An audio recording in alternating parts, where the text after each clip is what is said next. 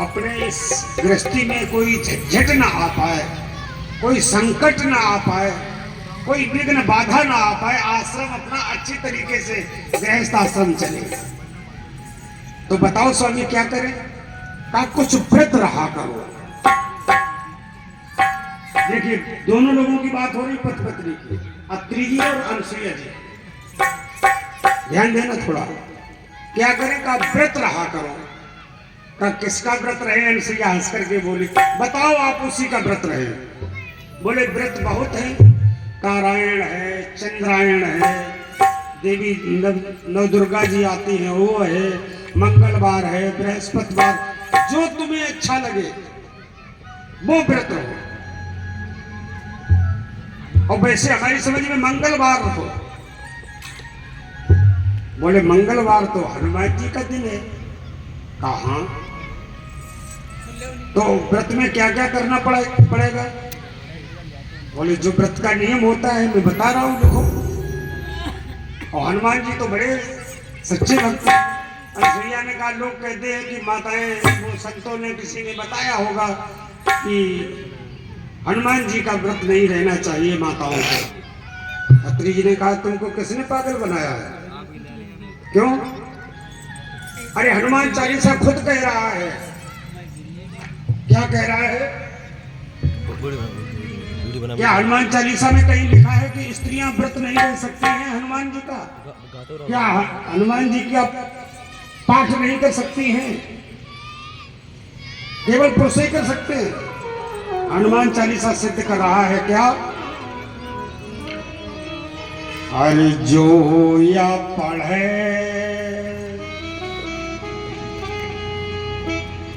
अब जो में जा तो है नहीं कि पुरुष पढ़े, कि पुरुष न पढ़े स्त्री पढ़े।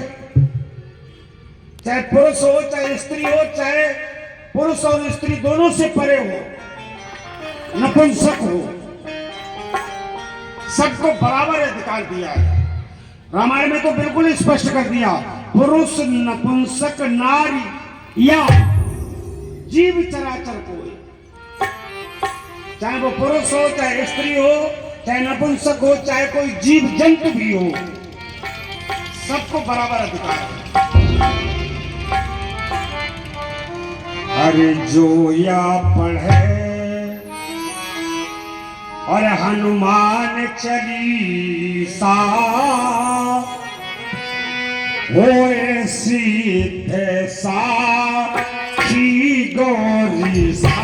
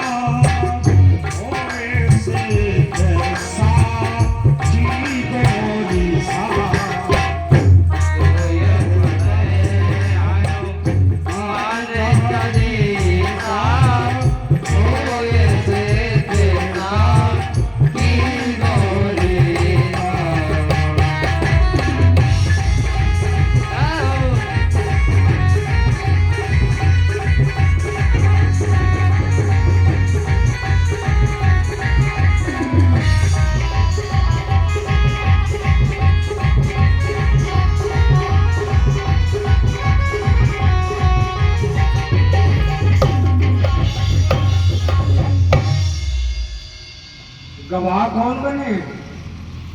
भगवान शंकर हो सिद्ध साखी गौरी साहब। गौरी साहब ने भगवान शंकर।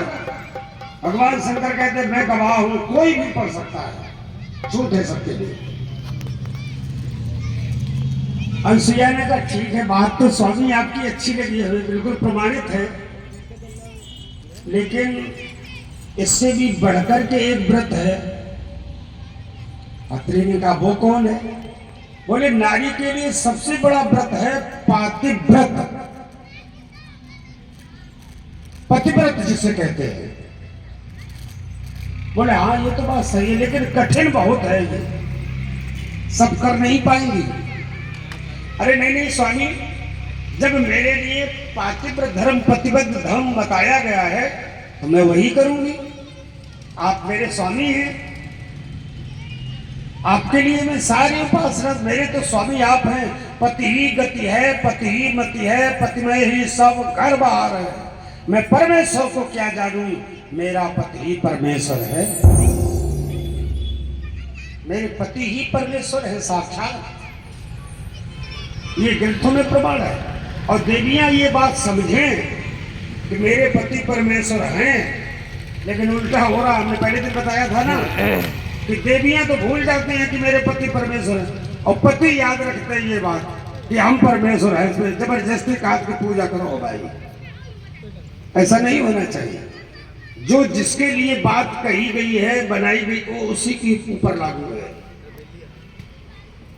पति परमेश्वर, पंच परमेश्वर और गुरु ही ईश्वर, ये तीन जगह पर परमात्मा के रूप विशेष रूप से दर्शाए गए हैं। गुरु ईश्वर, पति परमेश्वर और पंच परमेश्वर, भगवान विशेष रूप से इन रूपों में वास करते हैं। अत्रि जी ने कहा ठीक है, तुम्हारी इच्छा जैसी तुम समझो भाई। अनसुईया पातिव्रत धर्म धारण कर लेती है। धारेत सह धर्मा, जो धारण किया जाए वही तो धर्म है, और जो न धारण किया जाए वो काहे का धर्म और व्रत है। समय चलने लगा धीरे धीरे। नित्य पूजा पति की, परमेश्वर की जगह, ईश्वर की जगह साक्षात अपने पति परमेश्वर की पूजा चल लगी। एक दिन क्या हुआ, अच्छा जब आप कोई कार्य करेंगे तो आपकी परीक्षा तो कम से कम ली ही जाएगी, परीक्षा ली जाएगी ना। एक दिन क्या हुआ, ये गंगा जी, यही गंगा जिसमें स्नान करने जाते हैं, जिन्हें जाह्नवी नाम की गंगा कहते हैं। राजा जनक ने जब इन्हें पान किया, जांघ फाड़ करके निकाली गई, इसलिए इनका नाम क्या पड़ गया, जाह्नवी।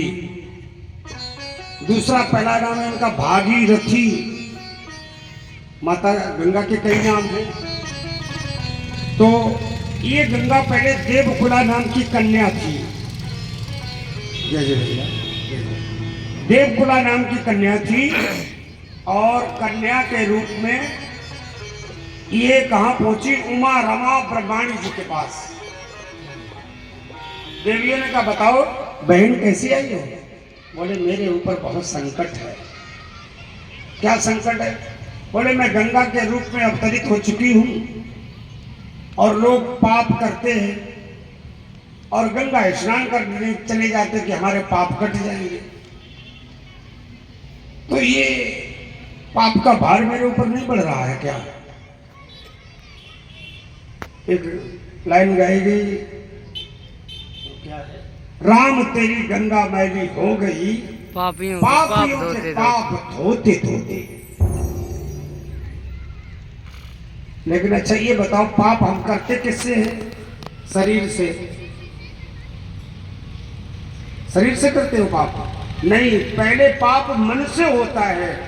जब मन नहीं करेगा तो शरीर काम ही नहीं करेगा।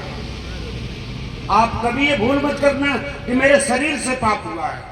सबसे बड़ा पापी है तो शरीर में बैठा हुआ मन है।